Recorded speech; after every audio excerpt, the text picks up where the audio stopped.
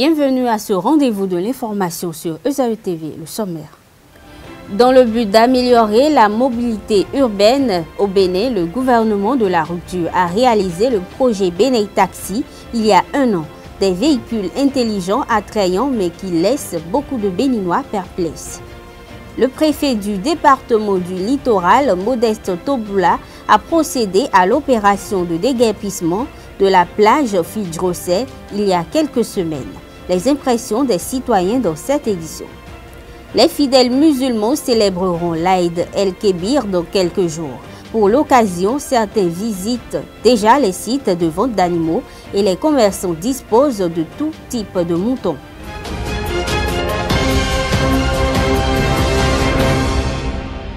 La démission du conseiller à la Cour constitutionnelle, Simplice Dato, avait suscité beaucoup de commentaires. Elle a fait l'objet d'un recours pour juger de son inconstitutionnalité.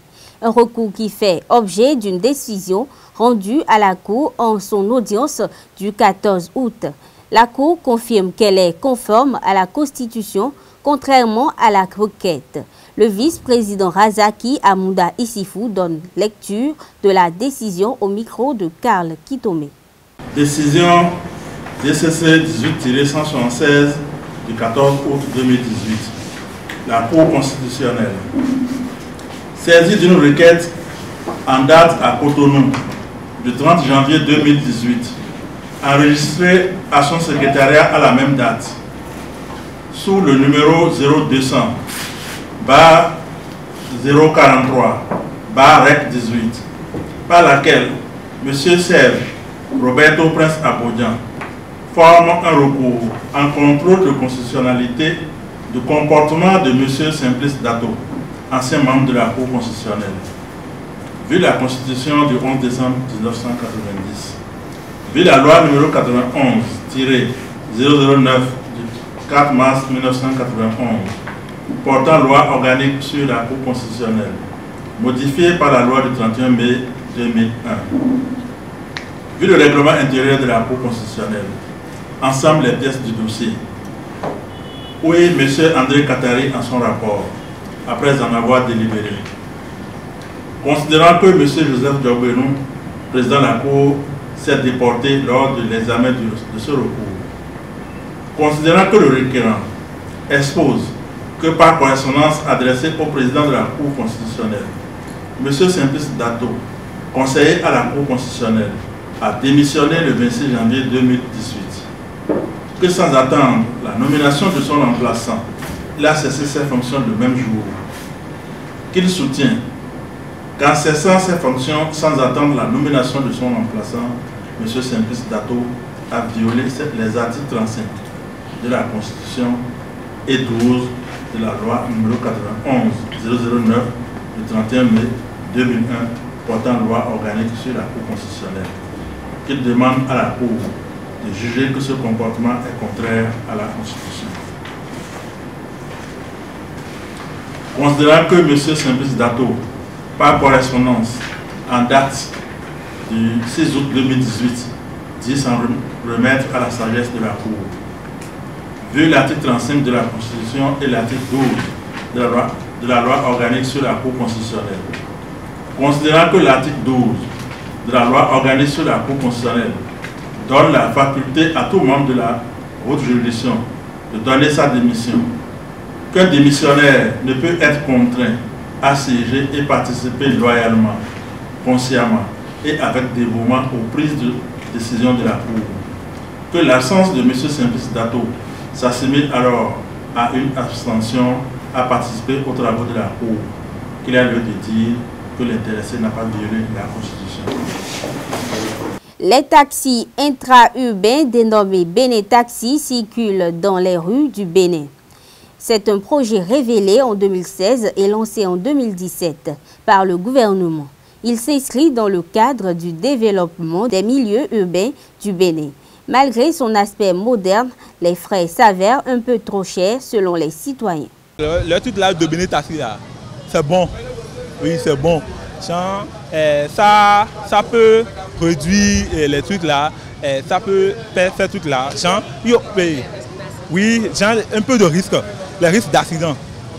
Sinon, en voiture, sinon, bon, quand tu es sur Zem là, tu risques de faire d'accident plus que quand si tu prends un bus. Ça peut aussi réduire le truc là. Il n'y aura plus trop de pollution, quoi. Vous voyez, genre, trop de Zem là, maintenant, selon moi, ça pollue trop aussi l'environnement. Ça pollue trop aussi l'environnement. Ce qui est avantageux pour ça, tu ne seras pas en retard pour les études, pour suivre le cours, quoi. Tu ne seras pas en retard. Ce que j'aurais aimé sur ça, c'est de voir le tarif pour le Benin Tassi. Et ça va réduire moins de Zem sur le terrain, quoi. Ça va réduire moins de Zem sur la route. Et en plus, je pourrais dire que, bon, je pourrais au moins de réduire ça à 500. De Calavi à Saint-Michel maintenant, de réduire ça à 500. Ça peut nous faciliter, comme moi, comme je suis étudiant, ça peut nous faciliter de prendre ça facilement. C'est pas mal. On ne va pas rester au même stade. Vous voyez, bon, il y a les Zem dans le pays, tout ça. Je crois que c'est pour diminuer un peu. Pour diminuer un peu les Zem, les fluctuations de... Bon, il y a les accidents aussi sur les parcours qu'on ne peut pas non plus ignorer. Mais avec le taxi, on est plus en sécurité. Mais moi, je pense qu'il y a ça une suite. Hein. Je pense qu'il y a des bus de transport commun qui vont venir. Je pense bien. Tout ça, c'est pour aussi diminuer un peu les motos-taxis. Pour plus de sécurité en transport.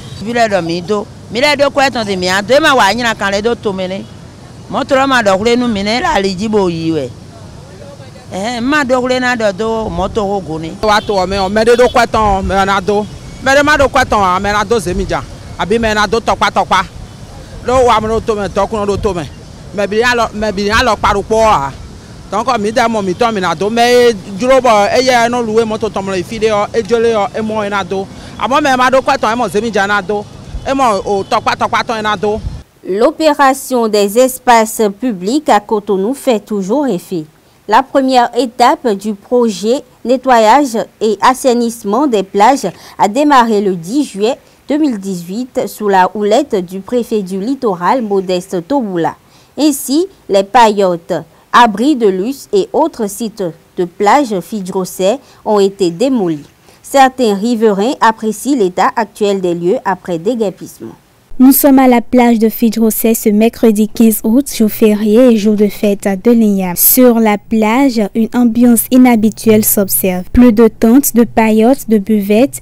Les quelques riverains présents se sont installés sur la rive en admirant les allers et retours des vagues. Suite au ravage fait par les bulldozers les semaines écoulées, les riverains apprécient l'état actuel des lieux. L'espace aménagé offre plus de visibilité. Ceux qui ont les business sur la plage, ils seront sûrement pas d'accord par rapport au déguerpissement. Mais moi, je vois que la plage c'est vraiment aéré. Tout le monde peut circuler librement et il n'y a pas... Avant, il y avait du raquettage, mais maintenant, tout ça a diminué. Pour moi, j'ai apprécié quand même. C'est bien. C'est beaucoup plus propre qu'avant. Pour les citoyens, le projet de nettoyage et d'assainissement est louable. Cependant, ils appellent les autorités à faire plus d'efforts pour parfaire et achever le travail. Grand parking, okay, pour les véhicules et les motos si possible. Parce que pour inviter aussi le système des gardes vélos là, vraiment c'est un peu confus pour moi. Bon, s'ils peuvent déjà essayer de régulariser ça avec un parking et aussi les tournants. Quand on veut pas, normalement s'ils pouvaient permettre qu'à chaque 100 mètres on puisse tourner pour entrer, comment dirais-je, monter sur l'autre pavement de la voie, ce serait plus facile. Parce que là, il faut aller tourner jusqu'à de l'autre côté. Plus de 500 mètres, c'est quand même trop pour pouvoir rentrer sur l'autre voie. J'ai constaté qu'il manque un parking parce qu'on voit les voitures garées au bord de la voie, ce n'est pas trop bien. Le nettoyage et l'assainissement des plages n'étant pas temporaires, les riverains de Fidjrosset devront jouer leur partition, garder limpide l'espace et rendre le décor plus attrayant. La communauté musulmane va célébrer le mardi 21 août prochain la Tabaski ou l'Aïd el-Kébir. Ces musulmans pratiquant par tradition ou par source de devoir sont tenus de trouver des béliers ou moutons à immoler le jour de la fête. Comment se prépare-t-il? Comment se présente actuellement le marché des moutons? Élément de réponse dans ce reportage signé Fatiat Elegbede et Prudence Koussouran. Immoler des béliers ou des moutons le jour de la Tabaski, encore appelé Aïd el-Kabir, est une recommandation, une prescription religieuse. C'est ce qu'attendent faire tous les fidèles musulmans le mardi 21 août prochain. Mais avant, il faut qu'ils en procurent. Ce jeudi soir, soit à quelques jours de la Tabaski, beaucoup de fidèles musulmans se sont rendus sur les lieux de vente de moutons. À Zongo, un quartier populaire de Cotonou, ou sur un autre site de vente fautière, l'affluence est au rendez-vous. Les moutons sont déjà disponibles. Les clients sont venus de toutes parts pour débattre le prix afin de choisir ce qui leur convient en tenant compte de leur bourse. Mais la hausse des prix des moutons cette année les inquiète. Je suis venu pour acheter le mouton de Tabaski. Par rapport au marché, il y en a de tout prix. Mais par rapport à l'an passé, rassurez-vous, les prix ont un peu grimpé. Oui, les prix ont un peu grimpé cette année. On ne sait pas les raisons. En fait, quand il y a des bois, mais vraiment que vous pouvez voir aussi Tabaski de Edouard. Et quand il y a pourquoi vous pouvez là. Avoir quand il est c'est 80 000, avoir quand il est 70 000, 50 000, 100 000. Alors que l'année passée, quand il est fait, quand on a même quand il est 30 000, 35 000, on a les mains. Vraiment que les depuis des bon, mais ça comprendre. Vendre les moutons par ces temps de crise économique n'est pas une chose aisée. Chaque année vient avec son lot de misère pour les vendeurs ou revendeurs de moutons. La demande et l'offre sont là, mais les clients ont du mal à se décider. Regarde, depuis matin, je n'ai pas rendu un mouton dedans. Si quelqu'un vient, il peut venir demander seulement partie. Il n'a pas l'argent. Comment il va faire pour venir payer le mouton? Il va venir voler. Il ne peut pas voler. Le marché, ça ne va pas. Hein? Parce qu'il n'y a pas l'argent. Parce qu'il n'y a pas l'argent. L'année passée, c'est mieux puisque cette année. Il y a un client qu'on a trouvé. Il est venu maintenant qu'on a vendu pour lui. Les moutons se promènent ensemble ou sont attachés côte à côte, mais n'ont pas les mêmes prix. Plus le mouton est charnu, plus il est cher. Les prix varient en fonction de certains critères précis. Il y a les moutons, il y a un mouton 30 000, il y a 35 000, 40 000, 50 000. Il y a un mouton de 200 000 là. Les gros moutons qui sont là. Il y en a moutons 45 000, il y en a 50 000, il y en a 60 000, 100 000, il y en a certains choix. Ces vendeurs sont optimistes à cette veille de la Tabaski. Ils invitent les clients à venir s'approvisionner pour que la fête soit belle dans toutes les régions. Les étudiants de l'ESAE en année de master ont soumis leurs résultats de travaux de recherche aux membres de jury ce jeudi 16 août 2018. Après délibération, les membres de jury nous ont confié leurs impressions. Suivez. Nombreux étaient parents, amis, alliés et proches présents ce jeudi 16 août 2018 à l'École supérieure d'administration, d'économie de journalisme et des métiers de l'audiovisuel. C'était dans le cadre de la seconde vague de soutenance de mémoire de master. Après délibération, quelques impétrants rencontrés ont livré leurs impressions. C'est très bien passé, comme d'habitude. Les membres du jury ont pris leur temps, comme cela se doit, pour étudier le document. Ils ont fait des recommandations, des suggestions, et on me demande de parfaire le document pour que ça soit utile pour nos communes du Bénin. Dans sa généralité, tout s'est bien passé. Les jurys ont été très ouverts, très accueillants. Les membres du jury ont eu à trouver quelques cookies sur le travail, mais au finish, nous remercions le Seigneur, le travail a été accepté. C'est un sentiment de fierté, surtout avec les arrêts. Je viens de constater que les notions que les professeurs nous ont enseignées, beaucoup de ces notions ont été confirmées par les membres du jury. Maintenant, j'ai pris leur contact pour les rencontrer encore afin de parfaire ce qui a été fait. Comme toute épreuve, ces impétrants ont rencontré des difficultés lors de la préparation de leur mémoire. L'obtention du stage d'abord est une difficulté majeure. Ensuite, il y a l'accès aux informations. On n'arrive pas à accéder très facilement aux informations de l'institution où on est stagiaire. C'est pas facile. Pour une recherche, il y a toujours des contraintes. J'ai eu vraiment des difficultés sur le terrain. Il y a l'indisponibilité de la cible. Si vous avez rendez-vous avec quelqu'un pour recueillir les informations, il vous donne rendez-vous, vous pouvez passer et l'absenter. Il faut être endurant, répéter le passage, ainsi de suite. Ça n'a pas été facile. Ça fait l'une des difficultés. Et il y a aussi, comme vous le savez, il faut des moyens financiers. C'est pas facile. Et il y a aussi que toutes les zones ne sont pas couvertes. Donc pour le traitement informatique et autres, c'est pas facile. Les membres de jury n'étant pas indifférents aux travaux faits par chaque impétrant, Justin Jossou, administrateur des finances, professeur à ESAE, donne son impression. Ça s'est bien passé avec la première candidate reçue par le membre de jury. On a fait les interventions, apporté les observations, les critiques et les éléments de forme à corriger. La candidate s'est bien défendue dans sa présentation de l'exposé et dans les réponses aux questions. Le travail a été accepté parce que le sujet est jugé intéressant et pertinent pour être exploité par la structure d'accueil de la candidate qui a soutenu. On a vu qu'elle a fait d'efforts appréciables en matière de démarche méthodologique et elle a reçu la mention bien parce que la soutenance a été bonne. Notons qu'ils sont au nombre de 22 étudiants qui ont été programmés ce jour. De la première vague à la deuxième, ils participeront tous aux examens nationaux dans les prochains jours. Le asrokui est une sauce gluante faite de noix de pommes sauvages séchées et moulues.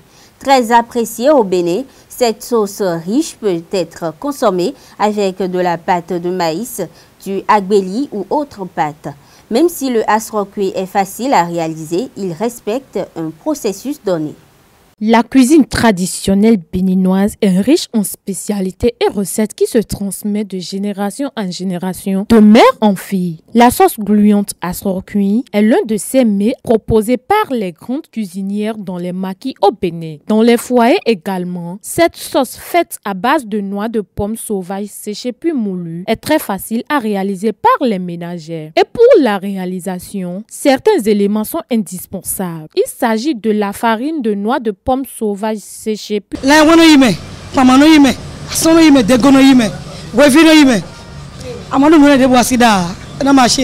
Pour la cuisson du asrokui, il faut chauffer l'huile rouge, verser les condiments déjà écrasés, les remuer jusqu'à obtenir une friture. Ajouter de l'eau à la friture pour obtenir une sauce. Remuer et laisser mijoter pendant une dizaine de minutes. Ensuite, il faut verser dans la sauce une pâte obtenue à base de la farine de noix de pomme sauvage séchée puis moulue. Mélanger à de l'huile rouge. Remuer le contenu jusqu'à obtenir un mélange gluant. Y mettre poisson, fromage et peau de bœuf. Laissez le tout au feu pendant 3 minutes environ. Une fois la préparation terminée, la sauce est prête. Elle peut être accompagnée de la pâte de maïs.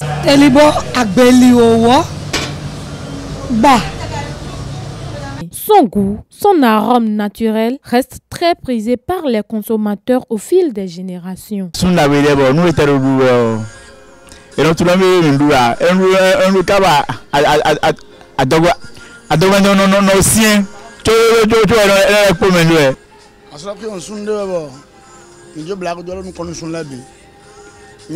exemple, de monde,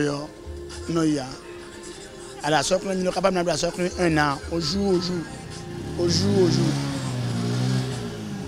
Nous devons sans amateur, mais bon, à sortir, elle a demandé tout l'aller.